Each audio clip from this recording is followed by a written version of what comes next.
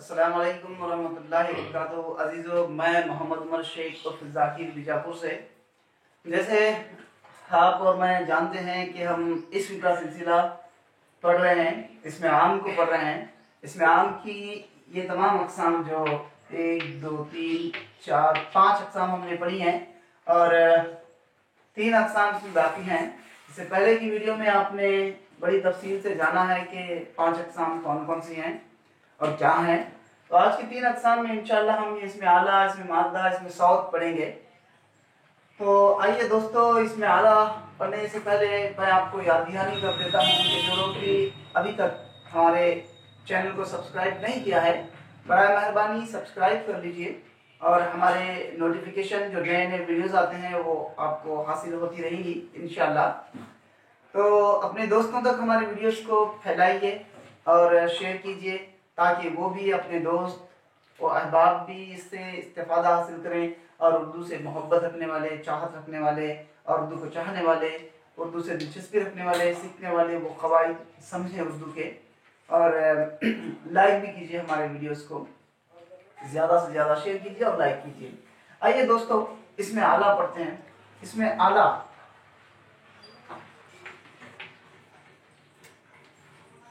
इसमें आला क्या है भाई? वो अल्फाज बिल्कुल आसान है। छोटा सा एक लाइन बता दूंगा, एक कतार डेफिनेशन में उसके। वो अल्फाज जो औजारों के लिए इस्तेमाल होते हैं, इसमें आला है। औजारों के लिए इस्तेमाल। अब देखिए, औजारों के लिए बहुत से अल्फाज इस्तेमाल होते हैं। चाकू है, भाला है, तीर है और उसकी वो बंदूक है, बहुत से तीर कमान है, तलवार है। ये बहुत से अल्फाज हैं जो औजारों के लिए इस्तेमाल होते हैं, तो वो इसमें आला कहलाते हैं। लिहाजा इसमें और भी जितने भी अल्फाज औजारों के लिए इस्तेमाल होते हैं वो इसमें आला हैं, हम जानते हैं। अब कुछ अल्फाज जैसे तलवार है, तीर है और जो अल्फाज हम आम जबान में इस्तेमाल नहीं होते वो उनको पढ़ेंगे ताकि हमें याद दहानी हो जाए हमारी, या हमारा जो है रिमाइंड हो जाए। वो हमारे पहले जो हम पढ़े हैं उनको हम रिमाइंड करेंगे इंशाल्लाह। तेशा है। तेशा होता है एक औजार है जो कुल्हाल या फौड़ा जिसे कहा जाता है। वो जैसे गालिब का एक मिसरा है, तेशे बगैर मर न सका कोहकन असद। कोहकन कहते हैं फरहाद को। वो अपने सर पे तेशा मार लेकर, यानी जिस औजार से, जिस हथियार से वो नहर खोद रहा था, शहीद के लिए जो पहाड़ों से नहर खोद कर ला रहा था, पहाड़ों को खोद रहा था, उससे वो मार लेकर जो मर गया, वो उसको तेशा कहते हैं। तेशा यानी का औजार है तेशा। हाँ, और आर भी एक औजार है। आर आप देखे होंगे जो मोची के पास होता है, मोची जिससे ऐसे यूं मार के धागा डाल के उसमें निकालता है, जिसे हम अंग्रेजी में पोकर कहते हैं।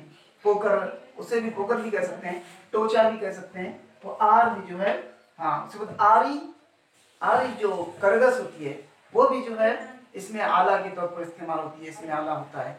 मौलवी अब्दुल्ला कहते हैं कि जो हम जिस गिलास में दूध पीते हैं वो दूध पीने का गिलास भी जो है इसमें आला बनता है। झूला भी जो है इसमें आला है। हमारा कलम जो है, ये कलम भी जो है हमारा इसमें आला है। और तपिश पैमा वो भी आला है, वो भी आला है, तपिश पैमा। और जंजीर भी इसमें आला होती है। फांसी का फंदा जो गले में डाला जाता है वो भी इसमें आला है। आप जंजीर से किसी जानवर को बांधते हैं वो भी इसमें आला कहलाता है, इसमें आला में इस्तेमाल होता है। तलवार, तीर, तेशा, आर, जंजीर। जैसे तेशा से और एक मुझे शेर याद आ रहा है कि जिंदगानी की हकीकत कोहकन के दिल से पूछ, जिंदगानी की हकीकत कोहकन के दिल से पूछ, जो ये शीर वो तेशा वो संगे गिरा है जिंदगी। तेशा मतलब क्या है? वो बहुत मुश्किल था। जिंदगी की हकीकत तो इस शेर में बता दी गई है कि यहाँ पे हमें पढ़ना तेशा, इसमें आला है, तेशा है। वो भी तेशा जो फरहाद ने अपने सर पे मार लिया था, तो वो लिए कुल्हाड़, आर, जंजीर, आरी, हथौड़ा, तमाम औजार के लिए इस्तेमाल होने वाले वो इसमें आला कहलाते हैं। इसमें आला जो मेडिकल फील्ड में इस्तेमाल होते हैं वो भी इसमें आला है। ये तमाम जो है इसमें आला में इस्तेमाल होते हैं। आइए दोस्तों इसमें मादा पढ़ेंगे। इसमें मादा क्या है? इसमें मादा बिल्कुल आसान है। धातुओं के लिए, धातुओं के नाम के लिए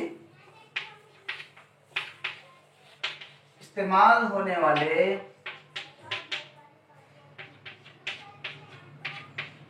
अल्फाज, अल्फाज इसमें मादा कहलाते हैं। धातुओं के नाम के लिए, नाम के इस्तेमाल के लिए या धातुओं के नाम के लिए इस्तेमाल होने वाले अल्फाज इसमें मादा कहलाते हैं। वो अल्फाज जो धातुओं के नाम को जाहिर करते हैं, जैसे सोना, चांदी,